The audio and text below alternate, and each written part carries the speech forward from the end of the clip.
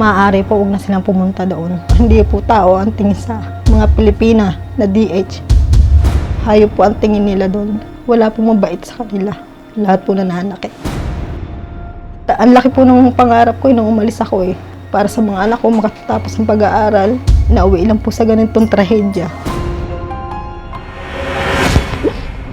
Ano po ako dito?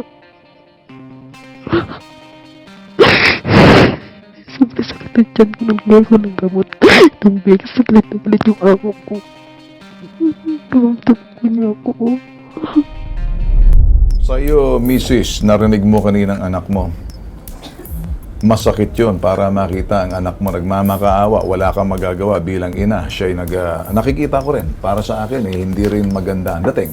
Gagawa rin kami ng paraan. Itong gusto kong malaman mo. Kausap natin yung OWA. Yung OWA, sisilipin ho mismo kung saan yung employer nito, kung saan nagtatrabaho. Makikipagtulungan ng OWA sa pamamagitan ng polo officer na para silipin. Yan ang utos ng ating presidenteng si Digong, President Duterte. Lahat ng mga Pinoy, pag ganyan, kinakailangan malaman agad, masilip nang mabawasan yung pagmamalupit.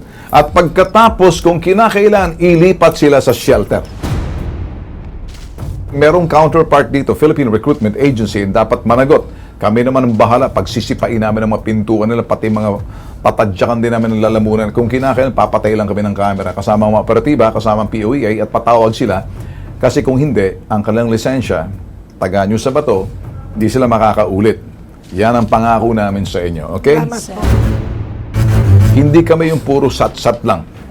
Sisiguraduhin namin hanggat sa makauwi. Yes, sir. Alright. Salamat po, sir.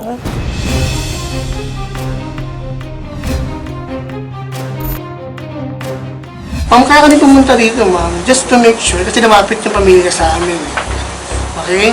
So, just to make sure, ma'am, na ma-actionan nga sana. Kung talagang concern kayo, no, hindi na magpas ng isang buwan. Ang amin sana, maganda si mother o yung pamilya sa amin po pumunta. Kasi ayaw po namin ng masyadong maraming September issue. pa, anak niya na dalawa. Nabalik-balik na dito, nag-aaral pa ang mga bata. Totoo na po tayong pamilya dito. Ito, pumunta. Saka yung mga anak niya. September pa, ma'am. So, ganito na lang po. Ma'am, as early as possible, uuwi po yung anak niyo. Okay.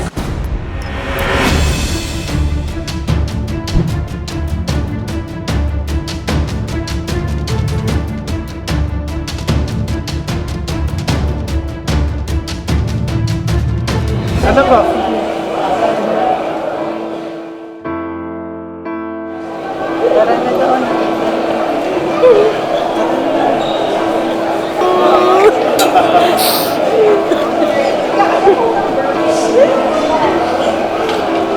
Noong Sabadong gabi po, may tumawag na sa mga amo ko na taga-uwa. Binugbog na ako ng babae.